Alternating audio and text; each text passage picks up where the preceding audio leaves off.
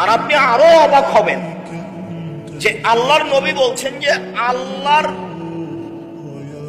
রহমত হলো 100টি, আল্লাহর দয়া হলো 100টি। তো 99টা দয়া আল্লাহ নিজের কাছে রেখেছেন, আর একটা দয়া আল্লাহ প্রাণীর মাঝে ভাগ করে দিয়েছেন।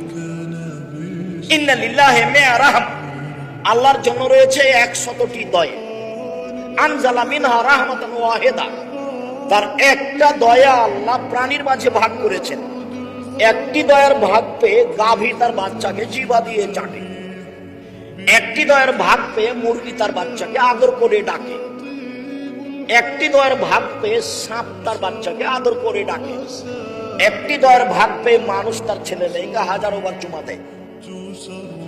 এটা হলো একটা দয়ার ফলাফল।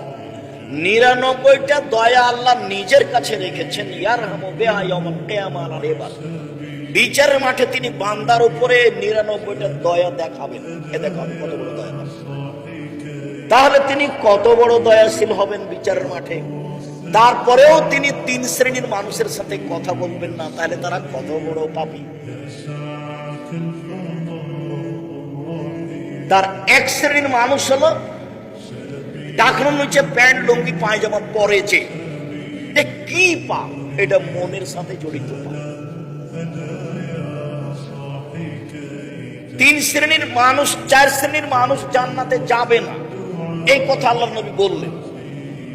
বলার পরে বললেন যে মদমেনুল খাম, নেশাদার দ্রব্য পান করেছে, তো নিজের টাকা দিয়ে বিড়ি কিনে খাচ্ছে, তা আপনার কি হলো? সম্মানিত দিনী ভাই, 3 শ্রেণীর মানুষ জান্নাতে যাবেই।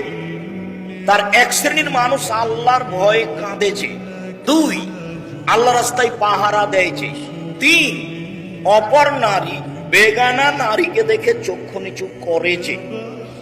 এই কথাটা বলার জন্য এতক্ষণ পর্যন্ত কথা বলছি।